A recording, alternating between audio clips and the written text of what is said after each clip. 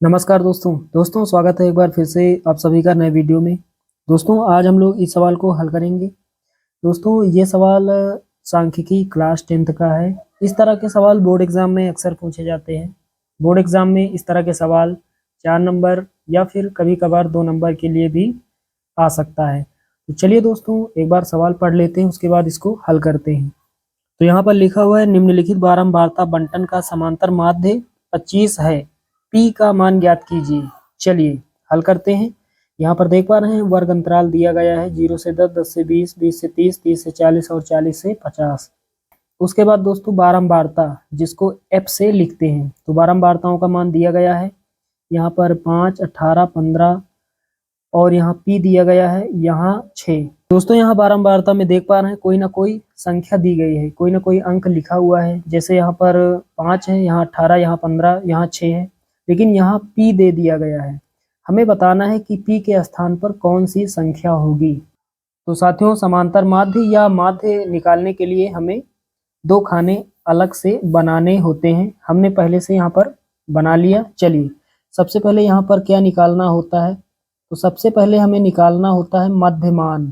तो यहाँ पर लिखेंगे मध्यमान। मध्यमान को x से लिखा जाता है, स्मॉल x। चलिए मध्यमान निकाल लेते हैं।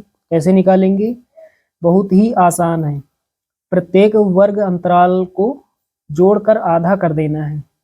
यानी ये जो लिमिट दी गई है 0 से 10, 10 से 20, इसको जोड़ के आधा, आधा का मतलब 2 से भाग। तो चलिए जोड़कर आधा कर देते हैं। 0 में 10 जोड़ेंगे 10 होगा, 10 का आधा, आधा का मतलब 2 से भाग। कितना होगा 10 का आधा, 5। तो यहाँ इसके सामने 5 लिखेंगे। 10 में 20 जोड़ेंगे 30, 30 का आधा कितना होगा 15। यहाँ पर 5 और 15 के बीच में कितने का अंतर है, 10 का। यानी 10 बढ़ रहा है, तो 10 बढ़ाते हुए हम चले जाएंगे। 15 में 10 बढ़ाएंगे कितना, 25। ठीक बिल्कुल सामने लिखेंगे। 25 में 10 बढ़ाएंगे 35, तो पी के सामने कितना, 35। उसके बाद 35 में 10 बढ़ाएंगे 45, तो 6 के सामने इधर 45। चलिए मध्यमान निकालना आप सीख गए होंगे। अब दोस्तों यहाँ पर हमें क्या करना होता है, यहाँ पर हमें करना होता है f गुणा x।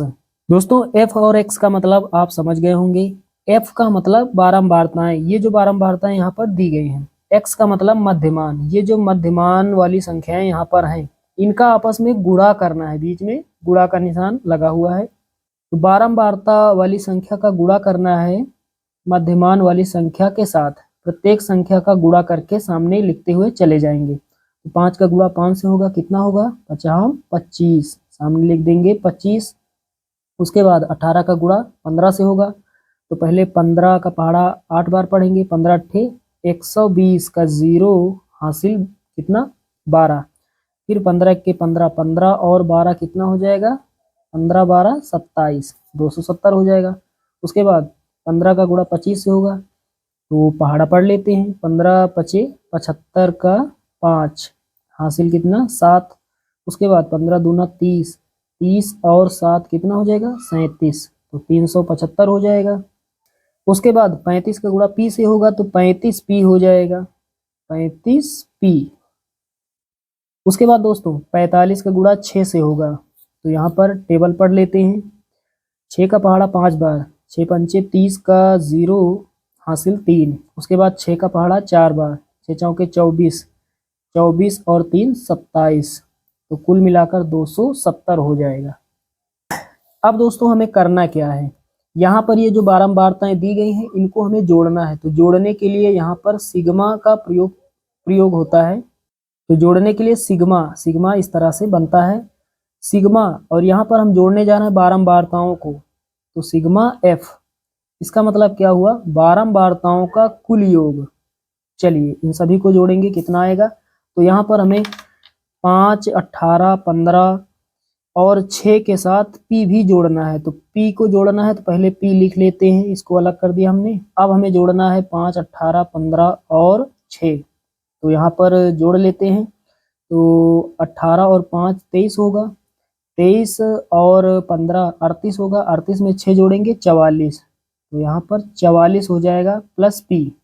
सबको जोड़ेंगे 44 प्लस पी होगा।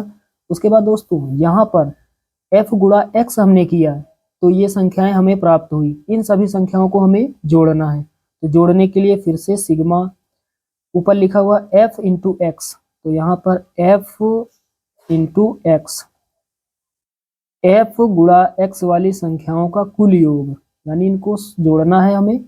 चलिए जोड़ लेते हैं।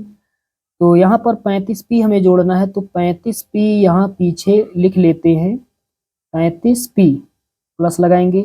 अब हमें क्या क्या जोड़ना है, 270, 375, 270 और 25, इन संख्याओं को जोड़ना है। चलिए जोड़ लेते हैं। तो यहाँ पर 5 और 5 10, 5 5 10, यहाँ 0 है, तो 5 5 10 का 0 हासिल कितना, 1 हो जाएगा। उसके बाद 2 और 7 9 हो जाएगा, 9 और 7 16, 16 और 7 कितना होगा, तो साथियों 16 और 7 23 होगा। एक हासिल में हमारे पास है, तो 23 1 24, 24 का कितना 4, हासिल 2। उसके बाद यहाँ पर 2 और 3 5 हो जाएगा, 5 2 7, हासिल वाला 2, तो कितना हो जाएगा 7 2 9, तो कुल मिलाकर 940 प्लस 35p हो जाएगा। इन सभी को जोड़ेंगे तो चलिए अब हमें यहाँ सूत्र रख देना है। तो साथियों समांतर माध्य का सूत्र क्या होता है, समांतर माध्य या माध्य बराबर क्या होता है, सिग्मा f गुणा x बटे में सिग्मा f। चलिए यहाँ पर रख देते हैं। समांतर माध्य के स्थान पर हमें कितना रखना है, सवाल में दिया गया है, यहाँ लिखा हुआ समांतर माध्य 25 है, तो यहाँ पर हमें 25 बराबर सिग्मा f गुणा x का मान कितना प्राप्त हुआ, 940 प्लस 35p बटे में सिग्मा f कितना प्राप्त हुआ, 44 प्लस p, 44 प्लस p। तो ये इधर भाग में है, 44 प्लस p इधर गुणा करेगा, तो 25 के साथ इसका गुणा होगा। चलिए इसको बगल में लिख लेते हैं, गुणा बाद में कर देंगे। तो 44 प्लस p इधर हो जाएगा गुणा में, बराबर इधर कितना 940 प्लस 35p। चलिए दोस्तों अब आगे हल करते हैं। 25 का गुणा 44 से करना है और p से, तो पहले एक एक संख्या के साथ करते हैं। तो 25 चौके 100, 100 का 0 हासिल 10, फिर 25 चौके 100, 100 और 10 110 हो जाएगा, तो कुल मिलाकर 1100 हो जाएगा। प्लस 25 का गुणा p से होगा, तो 25p हो जाएगा, बराबर इधर कितना है 940 प्लस 35p। अब दोस्तों क्या करेंगे, p वाले पदों को एक तरफ और गिनती वाली संख्याओं को एक तरफ, यानी 1100 और 940 इनको एक तरफ, 25p और 35p एक तरफ।